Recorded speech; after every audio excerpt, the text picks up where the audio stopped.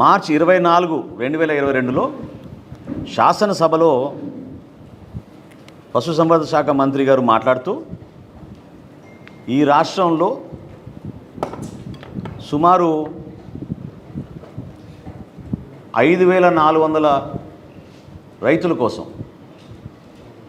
32 కోట్ల రూపాయలు నిధులు కేటాయించామని ఆంధ్రప్రదేశ్ శాసనసభలో మంత్రి గారే సమాధానం చెప్పారు.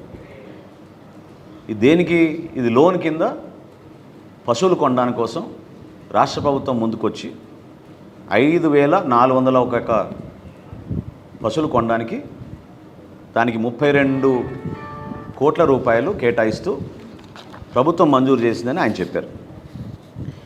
ఇదే ఆంధ్రప్రదేశ్ శాసనసభలో స్వల్పకాలిక చర్చ జరుగుతోంది మహిళా సాధికారత కోసం.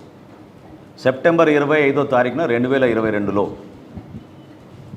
ఆ రోజు మహిళా సంక్షేమ శాఖ మంత్రి గారు మాట్లాడుతూ చేయూత పథకం కింద మహిళా సాధికారత కోసం 2,08,790 పశువుల్ని కొనుగోలు చేశామని చెప్పారు. 2,08,790 పశువులు కొనుగోలు చేశామని మంత్రి గారు చెప్పారు. చాలా విచిత్రమైన పరిపాలన ఎట్లా సాగుతోందని తెలియడానికి మీరందరూ కూడా దయచేసి అర్థం చేసుకోవాలి రాష్ట్ర ప్రజలు. దాని మరుసటి రోజే అంటే ఈ చర్చ జరిగింది సెప్టెంబర్ 25, 2022లో. దాని మరుసటి రోజే సెప్టెంబర్ 26వ తారీఖున ఇంకొక శాఖకు సంబంధించిన మంత్రి గారు వ్యవసాయ శాఖ పైన జరుగుతున్న చర్చల్లో ఆయన చెప్పిన సమాధానం పాల వెల్లువ అనే పథకం కింద ఈ రాష్ట్ర ప్రభుత్వం 3,94,000 పాడి పశువులు కొనుగోలు చేసిందని చెప్పారు. అంటే ఒక్క రోజులోనే 1,85,210 పశువులు కొనుగోలు చేసినట్టు ఆ సంఖ్య మారిపోయింది. ఇది శాసనసభలో జరిగిన చర్చల్లో మంత్రి గారు చెప్పిన సమాధానం, ప్రభుత్వం నుంచి ఆ రోజు ఇచ్చిన లెక్కలు. నిజంగా ఇది పాల వెల్లువ లేకపోతే పాపాల వెల్లువ అనేది మనం ఈ రాష్ట్ర ప్రజలు అర్థం చేసుకోవాలి.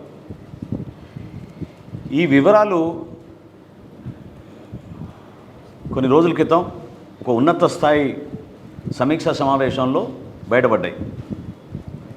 ప్రభుత్వ అధికారులు పుస్తకాల్లో ఉన్న లెక్కలు దాదాపు 2 లక్షల పై చిలుకు మనం పాడి పశువులను కొనుగోలు చేశామని సమర్పించినప్పుడు క్షేత్రస్థాయిలో పోయి ఒకసారి గ్రామాల్లో తిరిగి యానిమల్ హస్బెండరీ డిపార్ట్మెంట్ అదేవిధంగా ఏపీ డైరీ వాళ్ళని ఆదేశించి ఒక నివేదిక రాష్ట్ర ప్రభుత్వానికి అందించమని కోరారు. ఇందులో తెలియని లెక్క ఏంటంటే సుమారు 8,000 పశువులే కనపడ్డాయి క్షేత్రస్థాయిలో. కేవలం 8,000 పశువులు.